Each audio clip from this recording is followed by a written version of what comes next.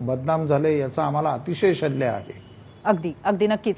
आणि आता या नाशिकमध्ये महाकुंभ सुद्धा होणार आहे, त्यामुळे या दृष्टीने सुद्धा एक महत्त्वाची सजगता गरजेची आहे. अगदी थोडक्यामध्ये आणखीन एक प्रश्न विचारते की सर्वसामान्य तुम्ही काय सांगाल की या श्रद्धा आणि अंधश्रद्धा किंवा शोषण या पातळीची कुठे सुद्धा थोडासा वास जरी आला तरी पण त्यांना बळ कसं द्याल या सगळ्या अंधश्रद्धेच्या रॅकेटमधनं बाहेर पडण्यासाठी?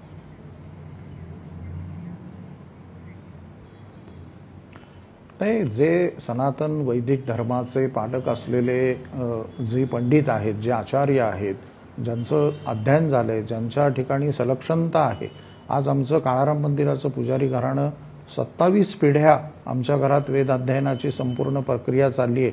आत्ताच आमचा एवढा मोठा उत्सव त्या ठिकाणी, लाखो लोक त्या ठिकाणी आमच्या नाशिकच्या रथयात्रेला होते. व लाखो आणि लोक देवस्थानशी का जोडले गेलेत त्याचं कारणच असं आहे की तिथे आमच्याकडे आज तागायत कुठल्याही व्यक्तीला एक आम्ही नवा पैसा मागत नाही, कुठल्याही नवा एखादं कार्य सांगत नाही, भंडाऱ्याच्याही संदर्भात कुठल्याही गोष्टी सांगत नाही. ज्या वेळेला तुम्ही निस्वार्थ होऊन सत्य याचं जाणीव धरून तुम्ही ज्या वेळेला धर्माच्या संदर्भात उपदेश कराल तर आजही तेवढेच लोक तुमच्याकडे आदराने पाहतात, तुम्हाला आदराने नाव घेत असतात आणि मार्गदर्शनाकरता येत असतात. मी महाराष्ट्राला अगदी हात जोडून विनंती करेल की जे काही सत्य, जे आचरणनिष्ठ लोक आहेत, आज महाराष्ट्रामध्ये मोहनदात्यांसारखे अत्यंत ज्येष्ठ विद्वान ज्यांच्या नावे पंचांग चालतं, आज एवढा मोठा विद्वान व्यक्ती महाराष्ट्रामध्ये आहे. तुम्ही दाते गुरुजींकडे जा ना, तुम्ही आमच्याकडे या. आमचं असं म्हणणं नाही आम्ही कधीही कोणाला कुठलेही अगदी नक्कीच नक्कीच महंतजी, नक्कीच मला असं वाटतं की इथे स्वार्थ नाही तर सेवाभावी विचार अत्यंत महत्वाचा आहे आणि तो योग्य पद्धतीने ओळखण्याची कुठेतरी चा डोळसपणा लोकांना मिळेल अशी आपण नक्की आशा करूया. धन्यवाद, तुम्ही या विषयावरती प्रकाश टाकलात त्याबद्दल. जय श्री. आणि या चर्चेनंतर आपल्या पहिल्या प्रश्नावरती महाराष्ट्राचा कौल पाहूया सवयत पोल सेंटरला. 17,000 मतं आलेली आहेत. अशोक खरात प्रकरण उघड झाल्यामुळे सर्वसामान्यांचा बाबाबुवांकडे जाण्याचा कल कमी होईल का? 60% लोक सकारात्मक आहेत म्हणतायत. होय, असं होऊ शकतं, पण 40% लोकांना अजूनही याबद्दल शंका आहे.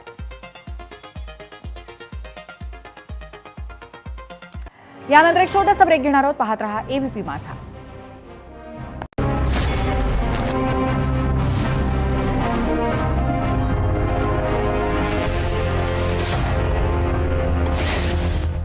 पैनासोनिक एसी, इंडिया का नया कैप्टन कूल, जिसकी एडवांस डस्ट बस्टर टेक्नोलॉजी करती है आउटडोर यूनिट को ऑटो क्लीन, मतलब स्ट्रॉन्ग कूलिंग और लंबी लाइफ. पैनासोनिक.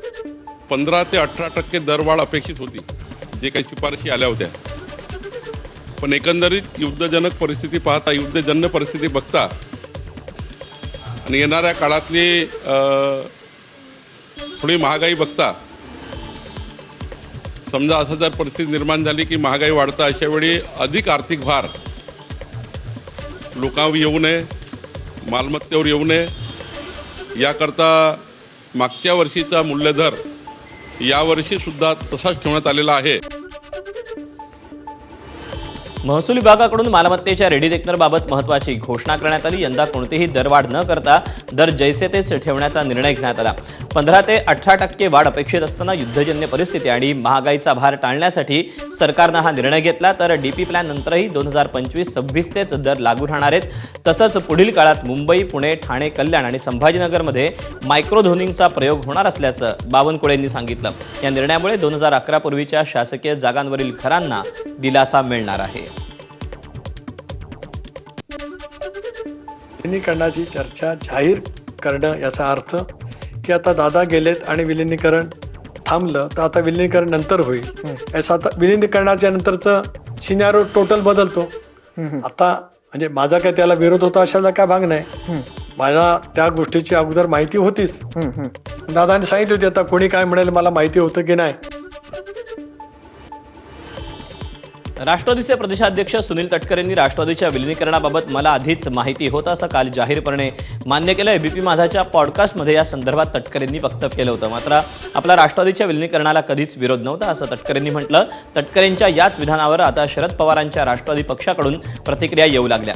शरद पवारांच्या राष्ट्रवादीचे प्रदेशाध्यक्ष शशिकांत शिंदेंनी विलिनीकरणाबाबत अजित पवारांनीही चर्चा केली होती असं म्हटलं आहे. मंत्री